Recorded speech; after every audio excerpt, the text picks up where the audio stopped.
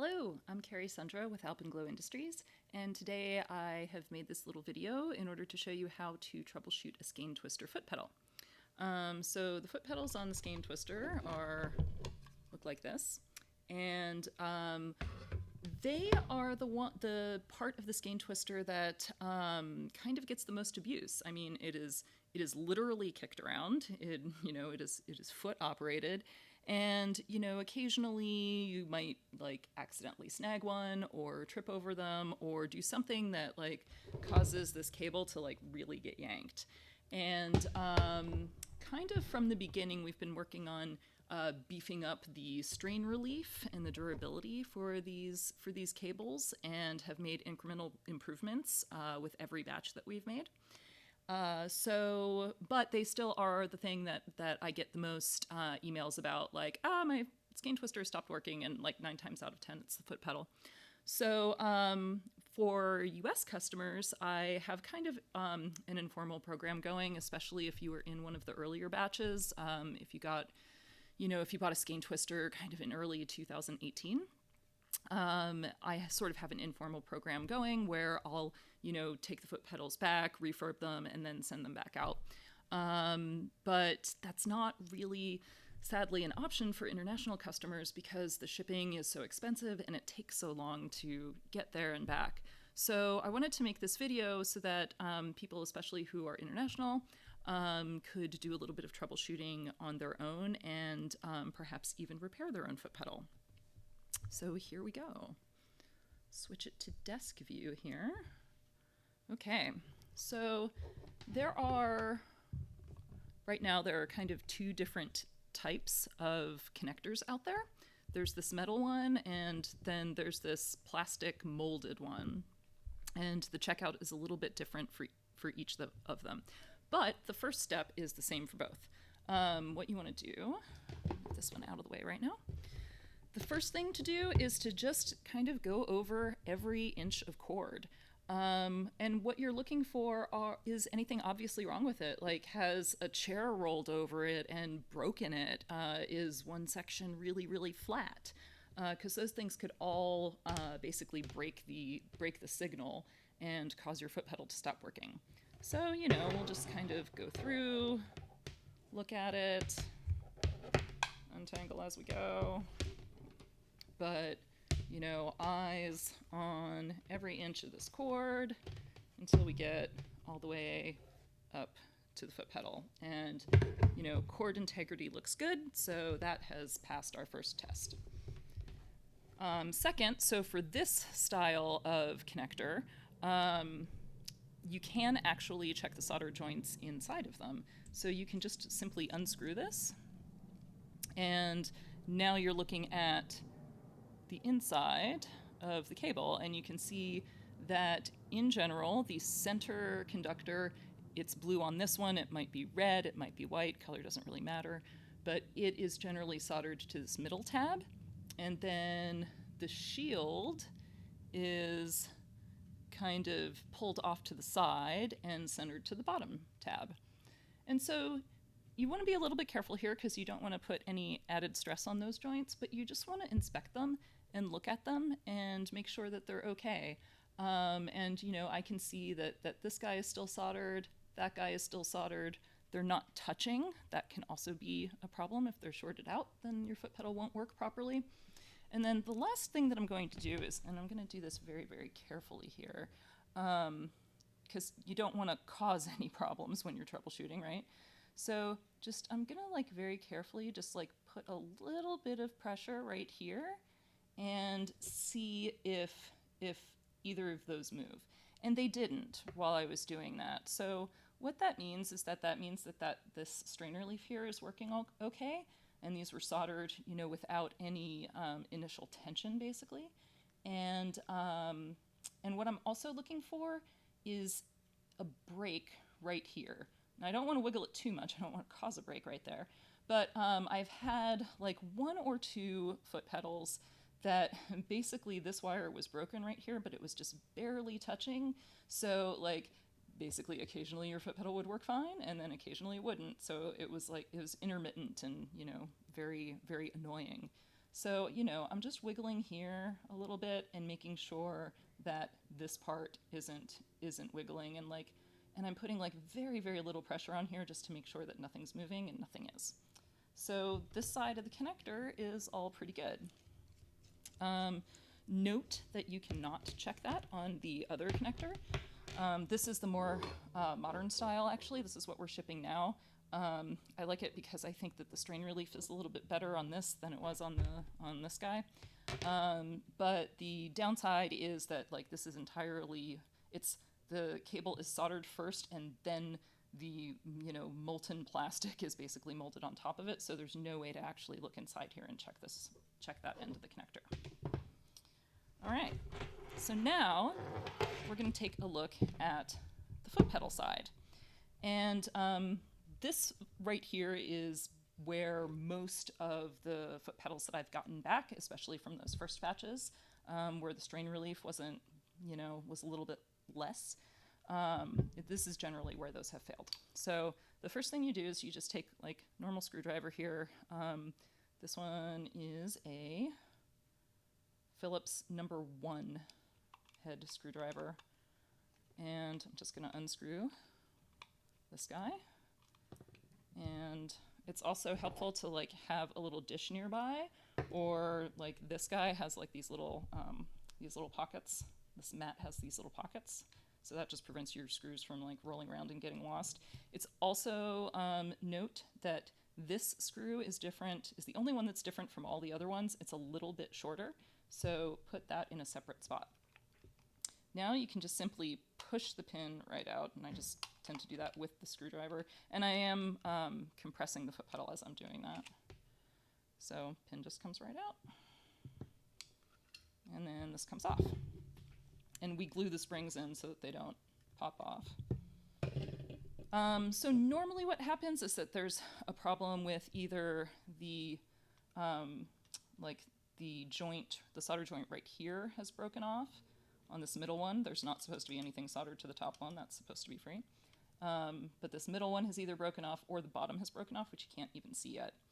So first what we're going to do is, and here's a good view of this. So so this is a little cable clamp there, but it's almost good enough, but not quite. So if you get a really good yank, this whole cable can pull out like that, and then put stress on this wire and this joint, and it can yank out.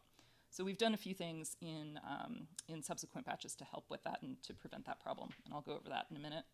But you can see how I can actually it takes a little bit of force, but I can actually push the cable in and out there. So what we'll do first is we will completely unscrew these two. Take that little cable clamp off. Cable clamp. I can go in other little bin, and then I will unscrew these two, which hold the switch down. And now you don't want to just grab the switch and yank it, because that will also put some strain on those wires. So what I kind of do is I kind of feed it through. So I push with my left hand here, push the cable through while holding on to the switch with this hand, so that I'm not putting a lot of stress on these joints. And then I'll grab the cable here and pull it, just to get us a little bit more working room. So this is what a foot pedal should look like. There's generally sort of this big long center conductor that is soldered to the bottom one, and then, the big shield that's soldered to the bottom one, and then the center conductor is soldered to this guy right there. I'll probably do another separate video on how to resolder those, but if one of those has come off, that's exactly why your foot pedal isn't working. And then the solution for that is to cut, just don't try to resolder here, just cut it off here, re-strip it back, and then resolder it. So you're starting with nice fresh new wires that haven't been stressed or perhaps compromised in any way. Okay. Oh, and actually that's a good point. The same for this. If this side. If either of these have come off or popped off or broken, you know, start new. You'll have to use some pliers to undo this little jacket grabber right here.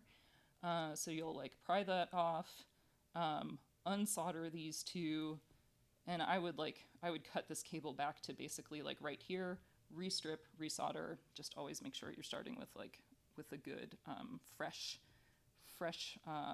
wire section. All right. So while we're here, let's say that you have soldered and repaired this. Excellent, everything's good. Now what can you do to prevent this from happening again? What we've been doing on this style, which again is the metal, completely metal plug style. What we've been doing here is adding a small zip tie right at the very, very edge of this cable jacket. Like right at the very edge, because there's like limited amount of room, and we want to make sure that that everything fits when we put it back.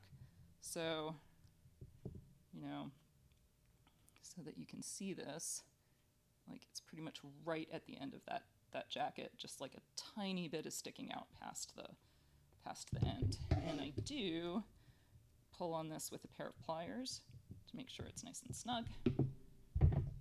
Snip this guy off. And then in order to put it back in, I kind of do the same thing in reverse, where I pull the cable with this hand and I just guide the switch with my right hand so that you're not like pulling right here and tugging on those solder joints. And then the switch will just kind of fit into its spot. There's a small little keying hole right there that a little plastic tab goes through, and then I will generally screw this back down.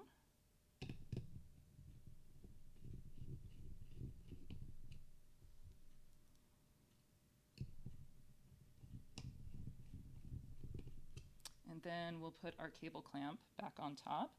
And for this one, you're going to want to take this black cable and kind of push it a little bit towards the switch, because as I said, there's sort of like barely enough room for everything to fit in there.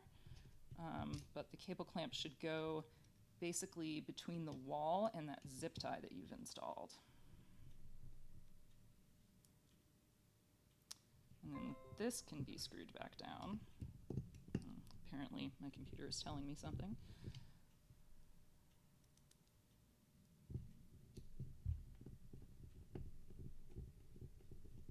So this can be screwed back down.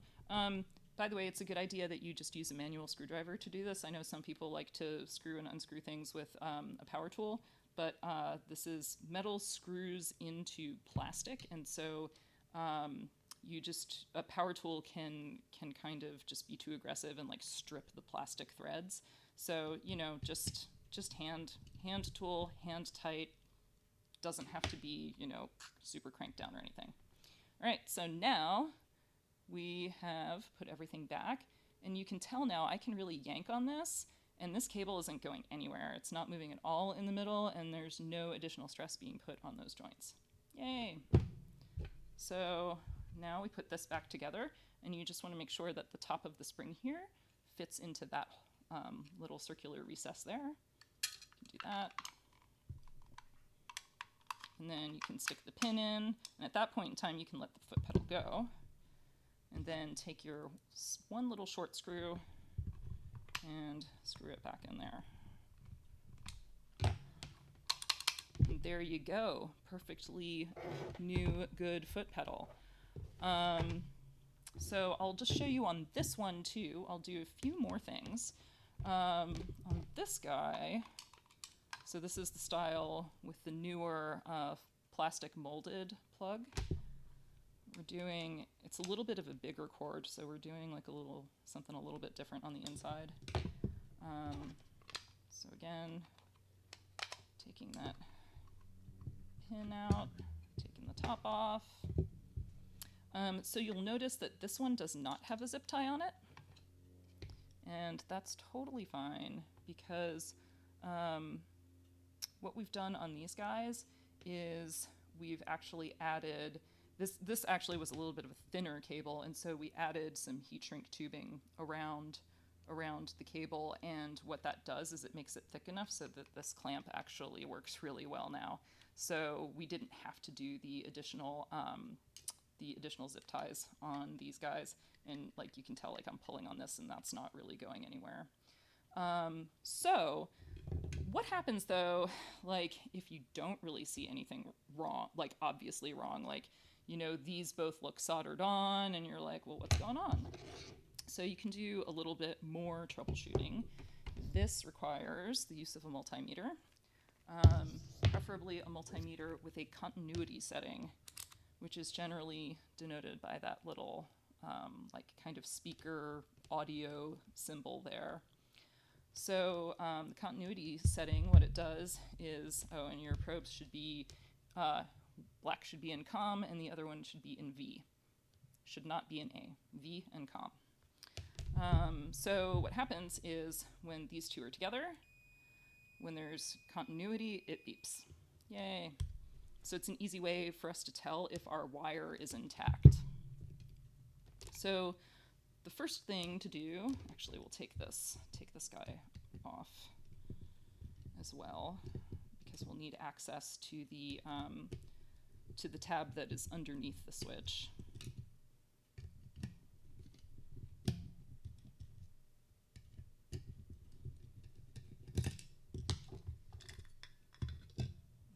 Screws there, a little cable clamp. Okay. And kind of feed that through. Okay. So yeah, you can see the piece of heat shrink tubing now even better. And you can also see what was wrong with this one, right? Definitely not my doing on that. Yay. So anyway, so what you can do is some continuity checks. Like, let's say that it was not, you know, that this was not an obvious break in the cable, right? Let's say that the cable was intact. So first we check and make sure that it is actually beeping when things are continuous. So the first thing that you can do is beep out the connector. So you can put one tab on this barrel part and one on the tip. There's a little black part that separates the tip from the barrel. So you can put your probes there. That way I can actually hold them. And then it should not be beeping. It should not be beeping normally. But then when you press the little button on top of the switch, it should beep, right? Because these two should be making contact. So the fact that it's not beeping right now, you know, tells me that there's a break somewhere. Now, what we can also do is check the switch itself. So to do that, we'll put one of our leads on the bottom, touch the other lead to the other one. Come on. Yeah. It's a little tricky here to get one without getting the other. Let's do that. One there. Oh, actually, this might actually be beeping out because it might be shorting out in the middle of our cable.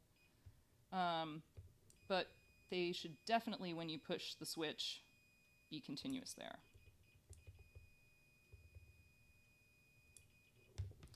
And the fact that it is like kind of beeping out even when I'm not pushing the switch kind of tells me that there might be something funny going on in the cable. But the thing that tells us is that the switch is actually working. So it's not a problem with the switch, it's a problem with the cable. Now, if you've gone over every inch of your cable and you don't see something like that, then sadly it can, like I've had maybe one where the problem is in here and you just have to replace the whole cable.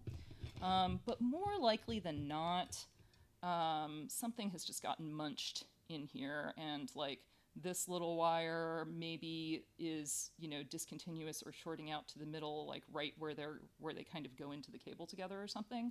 So what I would do is I would cut this off, I would cut it off past the heat shrink tubing, strip both of them back, resolder them back to these two tabs, and then check and see if the foot pedal works. Likely it will. If it still doesn't, then it's probably something in here, and you'll have to actually replace the whole cable. So I think that's about it. Oh, even for this one, if you don't have heat shrink tubing, then you can still just like take one of those zip ties and do the same thing that I did earlier and just zip tie around the end. It'll just like, this connector will just kind of float in the hole, or this cable will float in the hole a little bit more. There'll be like a little bit of wiggly in the hole, but that's not super important. The important part is that it won't pull out if it's yanked. All right, well, that is how to troubleshoot a foot pedal. I will do a separate video on soldering it. And yeah, get back to my face here. Hey. Yeah, I hope this has been informative, and definitely if you are an international customer and you have any problems with your SkeinTwister, let me know and I will help you walk through it. And I also do sell replacement foot pedals too, so that is also always an option. All right, thanks for watching.